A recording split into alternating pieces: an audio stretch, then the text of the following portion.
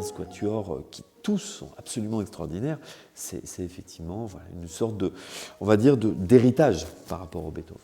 Il n'a pas commencé très tôt, il a commencé à 38 ans.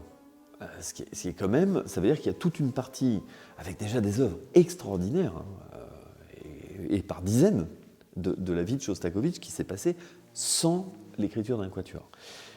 Et puis après, et là par exemple par rapport à Weinberg, on est très très loin, puisque Weinberg a commencé à 17 ans. Et après, plus on approche de la fin de la vie de Shostakovich, et plus les quatuors prennent une part importante. Et à ce niveau-là, je me rappelle de quelqu'un qui disait, mais si vous voulez avoir la meilleure biographie possible de Shostakovich, écoutez les quatuors de 1 à 15. Je pense qu'il y a une notion vraiment de message très personnel.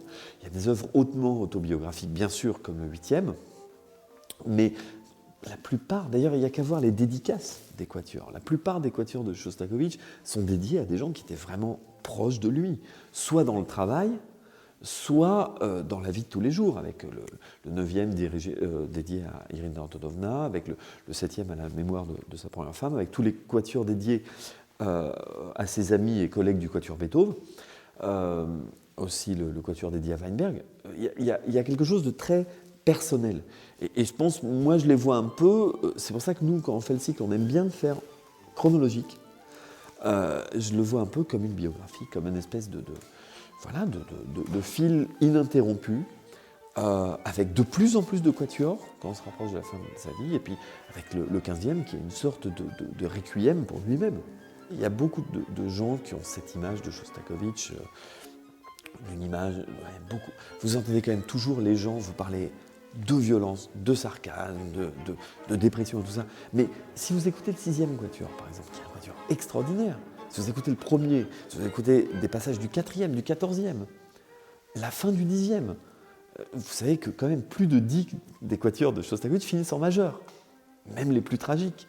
Et je pense qu'il y a une tendresse immense chez Shostakovich, quelque chose de... Et le cantonner à une image sombre, pour moi, c'est le trahir quelque part. Parce que de toute façon, pas un grand écrivain, un grand artiste, un grand peintre, un grand musicien au monde ne s'est cantonné à une image. Et cette tendresse, mais qu'on trouve aussi chez Beethoven d'ailleurs, pour moi, elle est absolument, cette lumière, elle est absolument essentielle chez Shostakovich. On a eu la chance d'avoir donc 2 phases de travail assez longues, à chaque fois 1 semaine ou 10 jours, avec Fyodor Droujinine, une à Bruxelles où on l'avait invité, et puis une à Moscou.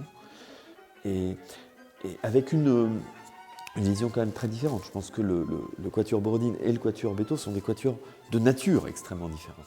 Le quatuor Borodine avait ce génie de trouver à chaque fois la couleur de son qui corresponde à ce qu'il voulait faire passer. Donc, et je me rappelle du mot de Chebalin qui parlait toujours de speziell. Il disait toujours c'est speziell. Et donc, on a passé des heures avec eux à parler de son, pour essayer justement de trouver ce son. Et il y a un son qu'on reconnaît très très très très bien chez eux, et c'est vrai qui pour moi maintenant fait partie de l'ADN de Shostakovich quelque part.